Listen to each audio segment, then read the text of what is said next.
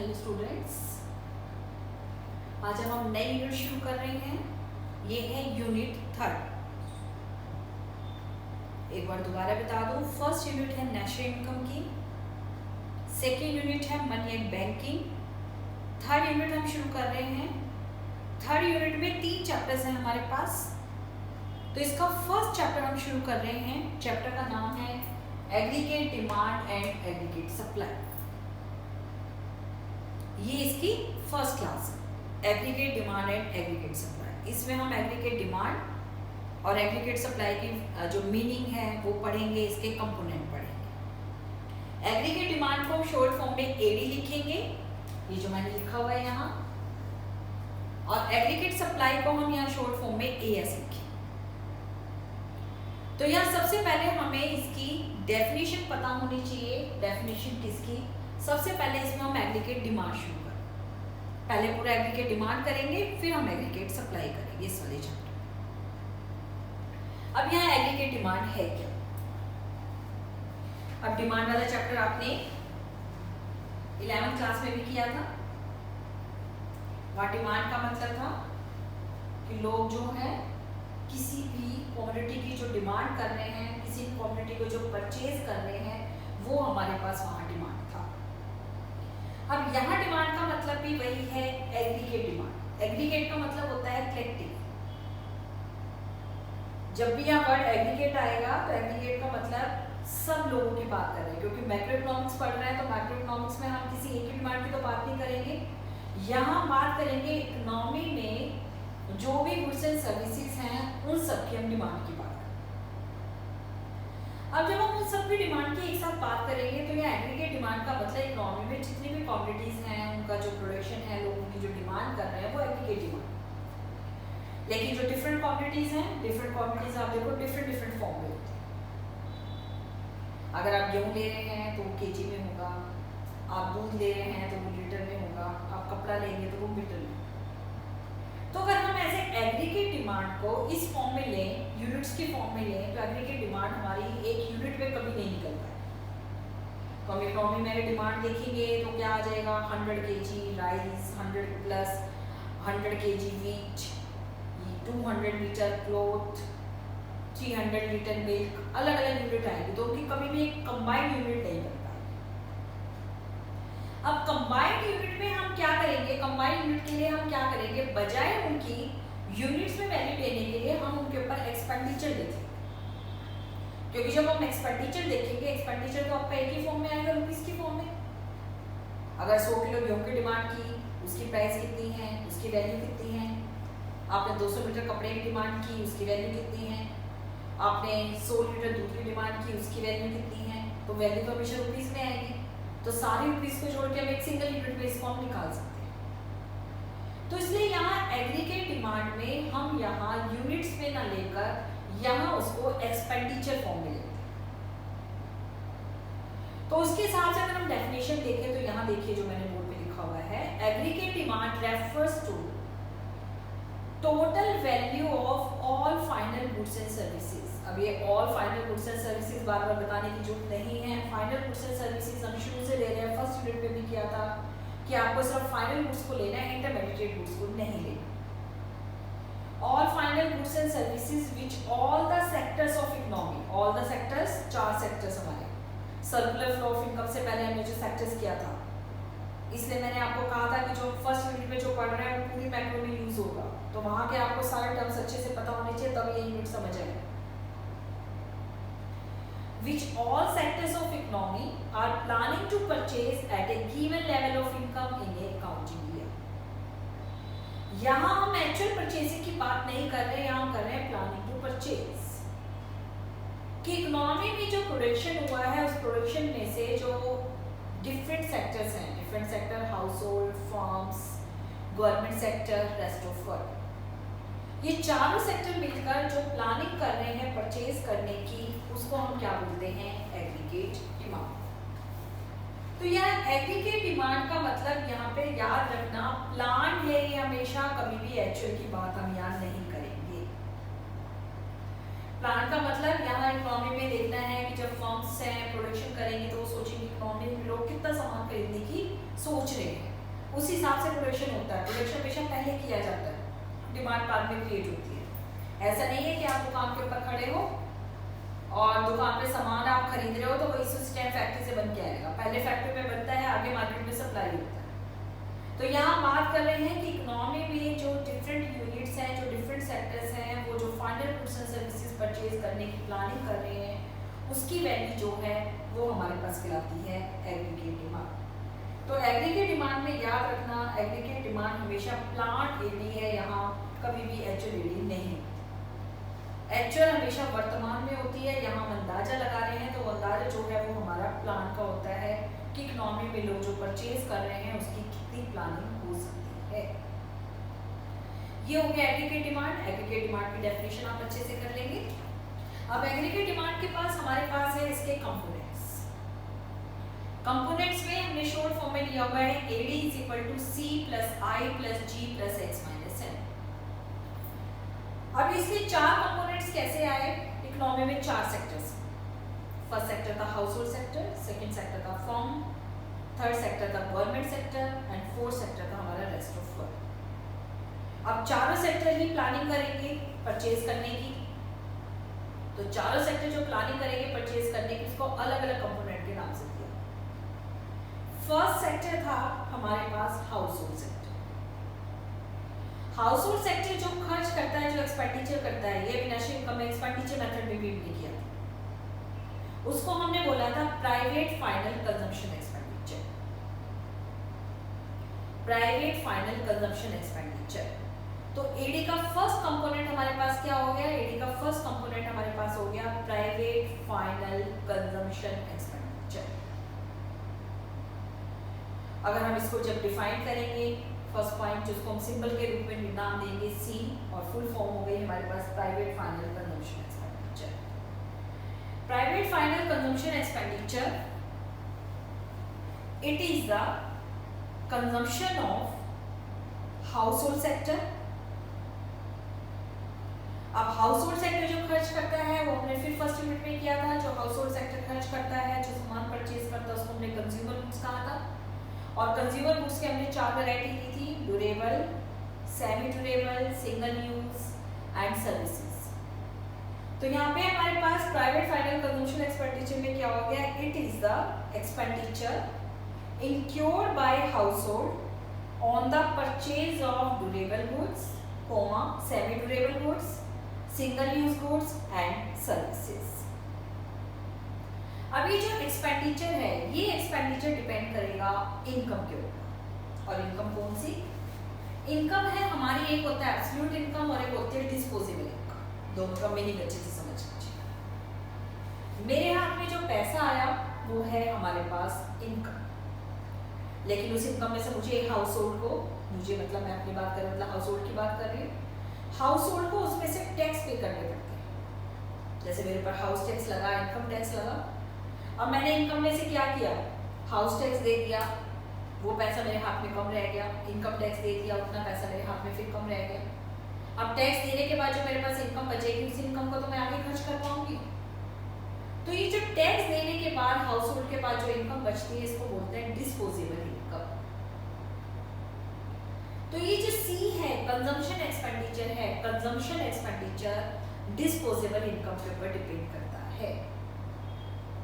अगर इनकम ज्यादा तो कंजम्पशन भी ज्यादा, और इनकम कम तो कंजम्पशन भी कम। तो इसका जो फर्स्ट कंपोनेंट है, फर्स्ट कंपोनेंट आपके पास हो गया private final consumption expenditure. Private final consumption expenditure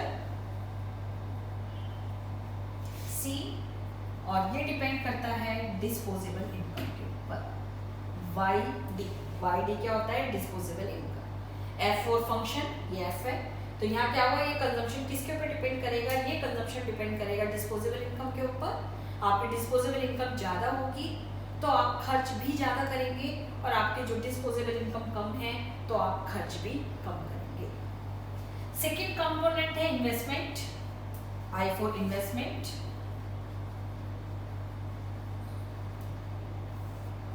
investment का भी हम वहाँ एक्सपेंडिचर मेथड में बहुत डिटेल में कर चुके हैं। वहाँ पे इन्वेस्टमेंट जो है, इन्वेस्टमेंट मतलब जो फर्म्स जो हैं, फर्म्स जो भी खर्चा करेंगी वो हमारा इन्वेस्टमेंट एक्सपेंडिचर कहलाता है। और जो फर्म्स खर्च करती हैं वो इन्वेस्टमेंट के लिए खर्च करती हैं, इसलिए फर्म के खर्च को हम इन्वेस्टमेंट एक्सपेंडिचर बोलते हैं। इन्वेस्टमेंट के बारे में हमने फर्स्ट यूनिट में बहुत डिटेल में किया था। इन्वेस्टमेंट हमारा gross investment, net investment, inventory investment और आपके पास फिक्स इन्वेस्टमेंट, वो सारी फॉर्म्स यहाँ हमारे पास इन्वेस्टमेंट है। तो इसके लिए यहाँ अगर आप दोबारा याद करेंगे, अगर वहाँ इन्वेस्टमेंट के बारे में याद किया है तो वही सेम कंपोनेंट आप यहाँ लिख सकते हो, दोबारा इसको लर्न करने की जरूरत नहीं है। थर्ड है हमारे पास गवर्नमेंट सेक्टर। गवर्नमेंट सेक्टर जो खर्च करेगा, गवर्नमेंट सेक्टर वो खर्च करेगा उसको हम बोलते हैं government final consumption expenditure. Government final consumption expenditure. Government बहुत फॉर्म में खर्चा करती है। गवर्नमेंट के जो खर्च हैं वो अलग अलग सेक्टर्स में हम डिवाइड कर सकते हैं। जैसे गवर्नमेंट सोशल वेलफेयर पे खर्च कर रही है, गवर्नमेंट जो गवर्नमेंट है कंजम्पशन पे खर्च कर रही है, गवर्नमेंट सब्सिडीज देने पे खर्च कर रही है, तो वो सारा हमारा हो गया गवर्नमेंट फाइनल कंजम्पशन एक्सपेंडिचर। अब ये जो गवर्नमेंट फाइनल कंजम्पशन एक्सपेंडिचर है ये डिपेंड करता है हमारा गवर्नमेंट पॉलिसीज के ऊपर। इसके लिए कोई रूल नहीं है, पब्लिक फाइनेंस बोलते हैं इसको, तो इसके लिए कोई रूल नहीं है। गवर्नमेंट की जो पॉलिसी बनती है उस हिसाब से गवर्नमेंट खर्च करती है। जैसे आप देखिए इस टाइम लॉकडाउन में गवर्नमेंट का कितना ज्यादा एक्सपेंडिचर बढ़ा, गवर्नमेंट कितने करोड़, कितने लाखों करोड़ रुपए की गवर्नमेंट पैकेज दे रही है। तो ये जो गवर्नमेंट एक्सपेंडिचर है इसके पीछे कोई रूल नहीं होता। जब गवर्नमेंट एक्सपेंडिचर है वो डिपेंड करता है हमारे पास किसके ऊपर, गवर्नमेंट पॉलिसीज के ऊपर। तो थर्ड कंपोनेंट हमारा हुआ government final consumption expenditure. Fourth है हमारा rest of world. Rest of world जो खर्च करता है उसको हम बोलते हैं नेट एक्सपोर्ट्स। नेट एक्सपोर्ट्स हमारे पास कैसे निकलता है, एक्सपोर्ट्स में से इंपोर्ट्स माइनस कर देते हैं तो हमारे पास निकल जाता है नेट एक्सपोर्ट्स। नेट एक्सपोर्ट्स के लिए आप क्या करेंगे, एक्सपोर्ट्स में से इंपोर्ट्स को माइनस कर देंगे तो हमारे पास निकल जाएगा नेट एक्सपोर्ट्स। अब नेट एक्सपोर्ट्स हमारे देश की पॉलिसी और रेस्ट ऑफ वर्ल्ड जो है उनकी पॉलिसी, दोनों के ऊपर डिपेंड करता है। तो ये हमारे पास एडी के 4 कंपोनेंट हो गए। एडी के 4 कंपोनेंट है हमारे C + I + G + X - M। चारों कंपोनेंट को मिलाकर हमारे पास बनता है एग्रीगेट डिमांड। तो आपके पास ये 4 मार्क्स का क्वेश्चन आ सकता है, explain the component of aggregate demand. अब ये जो 4 कंपोनेंट है, अब आगे हमें जो करना है वो हमें 2 कंपोनेंट को डिटेल में करना है। 2 कंपोनेंट कौन कौन से, C और I। अब या कहोगे आपने, हमने पढ़े तो 4 कंपोनेंट, फिर हम 2 कंपोनेंट क्यों कर रहे हैं। जैसे आप देखिए सर्कुलर फ्लो ऑफ इनकम में भी हमने क्या किया था, पढ़े चारों सेक्टर से, लेकिन सर्कुलर फ्लो हमने सिर्फ 2 सेक्टर इकोनॉमी में किया था क्योंकि आपके सिलेबस में 2 सेक्टर इकोनॉमी था। ऐसे ही यहाँ हम कंपोनेंट चारों सेक्टर्स के पढ़ेंगे, लेकिन जो डिटेल करना है वो हमें सिर्फ 2 सेक्टर इकोनॉमी में करना है। तो हमें 2 सेक्टर इकोनॉमी में एग्रीगेट डिमांड को डिटेल में करना है। और 2 सेक्टर इकोनॉमी में हमारे पास एग्रीगेट डिमांड 2 कंपोनेंट है, C और I, उन दोनों को जो समीशन है उससे बनती है। तो आगे इस चैप्टर में जब हम एग्रीगेट डिमांड के बारे में पढ़ रहे हैं तो हमें G और X - M के बारे में नहीं पढ़ना। ऐसा नहीं कि कभी पढ़ोगे ही नहीं, आगे जब आप कॉलेज वगैरह में जाएंगे, मैक्रो में जाएंगे, तो वहाँ पे आपके अलग अलग टॉपिक रहेंगे। पहले 2 सेक्टर इकोनॉमी, फिर 3 सेक्टर इकोनॉमी, फिर 4 सेक्टर इकोनॉमी। लेकिन यहाँ आपके सिलेबस में वो सब चीज़ नहीं है तो हम उसको डिस्कस ही नहीं करेंगे। हमें सिर्फ अपने CBSE के जो सिलेबस है उसके ऊपर हमें फोकस करना। और CBSE के सिलेबस में आपकी जो AD है उसके 2 ही कंपोनेंट हैं, C और I। तो अगर हम आगे देखें तो अब हमारे पास जो AD है वो AD हमारा 2 कंपोनेंट का समीशन बन जाएगा। 2 कंपोनेंट क्या है, AD = C + I। तो अब हमें इन 2 कंपोनेंट के बारे में पढ़ना है, C और I के बारे में। C मतलब कंजम्पशन एक्सपेंडिचर और I मतलब इन्वेस्टमेंट एक्सपेंडिचर। अब जो कंजम्पशन एक्सपेंडिचर है उसको हमें बहुत डिटेल में पढ़ना है, तो अगर मैं इस वीडियो में उसको लेके चलती हूँ तो आपका टॉपिक बहुत लंबा हो जाएगा। लेकिन इन्वेस्टमेंट एक्सपेंडिचर है वो हमारा थोड़ा छोटा है, बहुत छोटा है टॉपिक, तो उसको हम यहाँ ले रहे हैं। सी जो है वो एक पूरी वीडियो का रहेगा, अगर मैं इसमें इंक्लूड करूंगी तो 1 घंटे से भी ज्यादा की वीडियो बन जाएगी।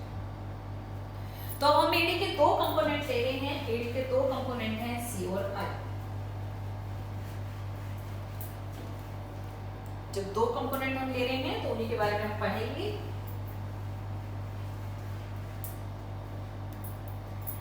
AD is equal to C plus I. अब यहां पहले शुरू कर रहे हैं इन्वेस्टमेंट एक्सपेंडिचर।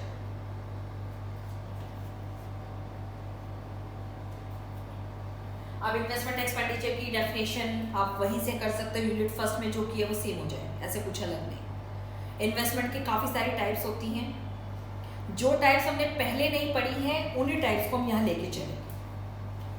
जो टाइप्स हमने पहले नहीं पढ़ी है, ये जो टाइप्स हम पढ़ रहे हैं ये अलग अलग फॉर्म में आ सकती है। अब इन्वेस्टमेंट में आपके पास एक क्लासिफिकेशन हो सकता है ग्रॉस एंड नेट। ये क्लासिफिकेशन हम पहले कर चुके हैं, तो जो वहां किया है वही सेम है। दूसरा आपके पास था fix investment and inventory investment. ये भी हम फर्स्ट यूनिट में कर चुके हैं, तो इसको दोबारा नहीं करेंगे। थर्ड है आपके पास induced investment and autonomous investment. Induced and autonomous. Fourth हम इसमें पढ़ेंगे private and government investment and fifth हम इसमें पढ़ेंगे एक्सेंटे एंड एक्सपोज्ड इन्वेस्टमेंट। यहां हमें इन्वेस्टमेंट का मीनिंग करना है, मीनिंग हम कर चुके हैं। ग्रॉस और नेट हम कर चुके हैं, पहले फर्स्ट यूनिट में सेम मीनिंग रहेगा तो इसलिए दोबारा उसको नहीं बताऊंगी। Fix investment and net investment वो भी हम फर्स्ट यूनिट में कर चुके हैं, एक्सपेंडिचर मेथड में भी किया था हमने, तो इसको दोबारा नहीं किया जाएगा। हमें सबसे पहले कब किससे शुरू करना है, हमने शुरू करना है इंड्यूस एंड ऑटोनोमस इन्वेस्टमेंट। दोनों की डेफिनेशन। इंड्यूस इन्वेस्टमेंट का मतलब क्या होता है, जो किसी चीज से इंड्यूस हो, और इन्वेस्टमेंट का मोटिव क्या होता है, प्रॉफिट अर्न करना। तो इंड्यूस इन्वेस्टमेंट वो इन्वेस्टमेंट है जिसका मोटिव प्रॉफिट अर्न करना हो।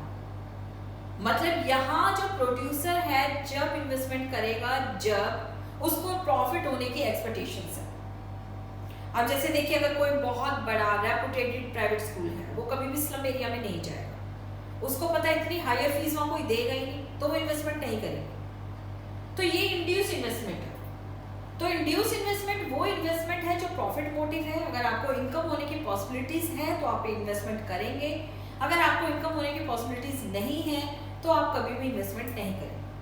जैसे जो प्राइवेट बसें हैं, प्राइवेट बसें उसी रूट पर अपनी जो बस सर्विस को चलाएगी जहां उसको पैसेंजर्स ज्यादा मिलने की पॉसिबिलिटीज है। तो जो इंड्यूस इन्वेस्टमेंट है प्रॉफिट मोटिव है। तो अगर इसका हम डायग्राम बनाएं, इनकम इन्वेस्टमेंट। अब ये जो कर्व है ये अपवर्ड स्लोपिंग बनेगा, आई क्या है, इन्वेस्टमेंट कर्व।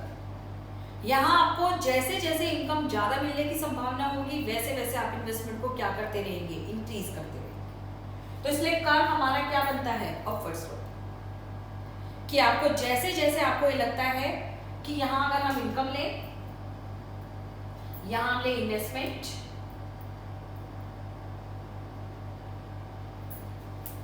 ये देखिए मैक्रो का फर्स्ट डायग्राम बनाया है हमने। इससे पहले आपने माइक्रो में लाइफ में बहुत डायग्राम्स बनाए। यहाँ आपके किसी यूनिट में डायग्राम है, सिर्फ इस वाले यूनिट में आपके कुछ डायग्राम चलेंगे। फर्स्ट यूनिट में कोई डायग्राम नहीं था, मनी बैंकिंग में कोई डायग्राम नहीं था। अब यहाँ क्या है, जैसे जैसे इनकम बढ़ने की पॉसिबिलिटी होगी वैसे वैसे आप इन्वेस्टमेंट बढ़ाते चले जाएंगे। अगर आपको इनकम होने की कोई पॉसिबिलिटी नहीं है तो आप इन्वेस्टमेंट नहीं बढ़ाएं।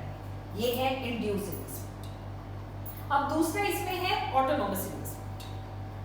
ऑटोनोमस इन्वेस्टमेंट ऑटोनोमस इन्वेस्टमेंट ये प्रॉफिट मोटिव नहीं होता, इसका मोटिव कुछ और हो सकता है, सोशल वेलफेयर, सोशल रिस्पॉन्सिबिलिटीज। तो ये प्रॉफिट मोटिव नहीं होता। जैसे गवर्नमेंट को किसी एरिया में एमसीडी का स्कूल खोलना है तो गवर्नमेंट खोलेगी। गवर्नमेंट को ये नहीं देखना कि आप बच्चे फीस दे सकते हैं नहीं दे सकते, गवर्नमेंट हर एक एरिया में स्कूल खोल ही रही है। वो भी इन्वेस्टमेंट। गवर्नमेंट हर एक रूट पर बसों को चला ही रही है, उसको इससे कोई मतलब नहीं होता कि वहाँ पे पैसेंजर्स कम मिल रहे हैं, पैसेंजर्स ज़्यादा मिल रहे हैं, तो गवर्नमेंट तो उस रूट पे इन्वेस्टमेंट कर ही रही है। तो ऑटोनॉमस इन्वेस्टमेंट वो इन्वेस्टमेंट है जो प्रॉफिट मोटिव नहीं होता, जो इनकम से रिलेटेड नहीं होता, ये जनरली गवर्नमेंट सेक्टर करता है। तो अगर आप इसका डायग्राम बनाएं, लेबलिंग वही रहेगी, एक्स एक्सिस पे इनकम और वाई एक्सिस पे इन्वेस्टमेंट। ये कर्व बनेगा parallel to I axis, parallel to X axis. यहाँ गवर्नमेंट इतना इन्वेस्टमेंट करेगी करेगी, ओआई इन्वेस्टमेंट, इनकम कम है, इनकम ज्यादा है, कुछ भी होता है गवर्नमेंट तो इतना इन्वेस्टमेंट करेगी। जैसे गवर्नमेंट ने जितने इलाकों में स्कूल खोलने हैं स्कूल खोलेगी, जिन रूट पर बसेस को चलाना है चलाएगी, चाहे उसे इनकम मिले ना। तो ये हमारे पास हुआ ऑटोनोमस, ये था इंड्यूस इन्वेस्टमेंट और ये है हमारे पास ऑटोनोमस इन्वेस्टमेंट। तो ये आपके पास 1 मार्क्स में डेफिनेशन आ सकती है, 3 मार्क्स में दोनों का क्वेश्चन आ सकता है, induce and autonomous investment. Fourth हम करेंगे private and government investment. Private और गवर्नमेंट इन्वेस्टमेंट ये भी आपका कुछ अलग नहीं है, जो हमने इंड्यूस और ऑटोनोमस किया था उसी का दूसरा नाम आपके पास प्राइवेट एंड गवर्नमेंट इन्वेस्टमेंट। अभी जब मैंने इंड्यूस इन्वेस्टमेंट को समझाया था तो मैंने आपको बताया था कि इंड्यूस इन्वेस्टमेंट वो इन्वेस्टमेंट है जो प्रॉफिट मोटिव है, और प्रॉफिट मोटिव जो इन्वेस्टमेंट होता है वो कौन करता है, वो करता है प्राइवेट सेक्टर। तो एक तरीके से आप इंड्यूस इन्वेस्टमेंट को प्राइवेट इन्वेस्टमेंट भी बोल सकते हो, क्योंकि डायरेक्टली क्या होता है, डायरेक्टली इंड्यूस है इनकम लेवल से। अगर इनकम लेवल है तो किया जाएगा, और ये इनकम लेवल को देखकर कौन इन्वेस्टमेंट करता है, वो करता है प्राइवेट सेक्टर। ऐसे हमने जो ऑटोनोमस इन्वेस्टमेंट किया था, ऑटोनोमस इन्वेस्टमेंट हमारा क्या था, अभी बताया था कि जो प्रॉफिट मोटिव नहीं होता है, ये इनकम लेवल से रिलेटेड नहीं होता है, इनकम लेवल से इंडिपेंडेंट होता है, ये जनरली गवर्नमेंट सेक्टर करती है, प्राइवेट सेक्टर नहीं करता। तो एक तरीके से आप ऑटोनोमस इन्वेस्टमेंट को आप क्या बोल सकते हो, गवर्नमेंट इन्वेस्टमेंट। लेकिन हम इन दोनों को अलग अलग इसलिए कर रहे हैं क्योंकि दोनों को अलग अलग करने में आपके पास जो नाम है, अलग अलग नाम से आपके पास अलग अलग इन्वेस्टमेंट की डेफिनेशंस पूछी जा सकती हैं। अब इसमें हमारे पास जो लास्ट कैटेगरी है, लास्ट कैटेगरी है हमारे पास ex ante and ex post. E X बीच में छोटा सा हाइफन है, A N T, and E X बीच में छोटा सा hyphen, post. Ex ante investment हमारे पास क्या है, इसको प्लान या डिजायर इन्वेस्टमेंट भी बोलते हैं, प्लान या डिजायर इन्वेस्टमेंट, या आगे टर्म्स में चेंजिंग डिजायर। प्लान या डिजायर इन्वेस्टमेंट या एक्स एंटे इन्वेस्टमेंट क्या होता है कि एक इन्वेस्टर, एक प्रोड्यूसर जितना इन्वेस्टमेंट करने की प्लानिंग कर रहा है उसको हम बोलते हैं एक्स एंटे इन्वेस्टमेंट। जैसे मकान बनाने इन्वेस्टमेंट है, अब मैंने मकान बनाने की सोची है तो मैं सोच रही हूँ मेरा मकान बनाने में मान लीजिएगा मेरे 40 लाख खर्च हो जाएगा। तो ये मैंने जो प्लानिंग की 40 लाख की मैंने प्लानिंग की, या मैं कोई फैक्ट्री जो है वो एस्टैब्लिश करना चाहती हूँ, मैं एक मशीन खरीदना चाहती हूँ, उस मशीन खरीदने पर मैंने प्लानिंग की कि मशीन मेरी 5 लाख की आएगी। तो ये जो मैंने प्लानिंग की, जो मैं खर्च करना चाह रही हूँ, ये कहलाता है हमारा एक्स एंटे इन्वेस्टमेंट। अब दूसरी टर्म है इसमें ex post. Ex post investment मतलब actual investment, ex post investment actual investment. आप वास्तव में कितना इन्वेस्टमेंट करो, मैंने 50 लाख में मकान बनाने की सोची थी, वो था एक्स एंटे इन्वेस्टमेंट। लेकिन जब मैंने मकान बनाया तो मान लो मकान मेरा 40 लाख में या 60 लाख में बन गया, कुछ भी हो सकता है, कम में भी बन सकता है और ज़्यादा भी बन सकता है। तो मैंने वास्तव में जो मकान बनाने में पैसे खर्च किए वो है एक्स पोस्ट इन्वेस्टमेंट। या मैंने मशीन सोची थी खरीदने की कि मशीन मेरी 5 लाख रुपए में आ जाएगी, प्लानिंग मैंने की, लेकिन जब मैंने मशीन खरीदी तो वो आई मेरी 4,50,000 की। तो वास्तव में जो मैंने मशीन के ऊपर खर्च किया वो कहलाता है एक्स पोस्ट इन्वेस्टमेंट। तो यहाँ एक्स एंटे इन्वेस्टमेंट आपके पास, इसको प्लान इन्वेस्टमेंट भी आप बोल सकते हो, PLANNET प्लान इन्वेस्टमेंट, या डिजायर्ड इन्वेस्टमेंट, ये भी आप बोल सकते हो इसको। और दूसरी टर्म है आपके पास एक्सपोस्ट। एक्सपोस्ट को आप एक्चुअल इन्वेस्टमेंट भी बोल सकते हो, इकोनॉमी में वास्तव में कितना इन्वेस्टमेंट होता है उसको हम बोलते हैं एक्सपोस्ट इन्वेस्टमेंट। तो ये एडी का हमने फर्स्ट कंपोनेंट पढ़ा आई। अभी इसी में बताया था मैंने, G और X माइनस M हमें नहीं पढ़ना, आपकी बुक्स में अगर वो भी तो आउट ऑफ सिलेबस है, हमें सिर्फ C और I के बारे में डिटेल में पढ़ना। तो I के बारे में हमने इन्वेस्टमेंट के बारे में पढ़ा, इन्वेस्टमेंट के बारे में अलग अलग टाइप्स की, अलग अलग टाइप्स आपके पास डेफिनेशंस आ सकती हैं, 3 मार्क्स में आपके पास इसका डिफरेंस भी आ सकता है। तो ये AD का फर्स्ट कंपोनेंट हुआ हमारा I, जिसको हमने किया। तो AD की जो कंपोनेंट हैं, AD के 2 कंपोनेंट हैं, इसमें हमने I को, इस वाली वीडियो में हमने AD की डेफिनेशन की और I कंपोनेंट को किया। अब जो C है हमारे पास कंजम्पशन एक्सपेंडिचर, उसको हम आगे डिटेल में करेंगे और इसको हम करेंगे नेक्स्ट वीडियो।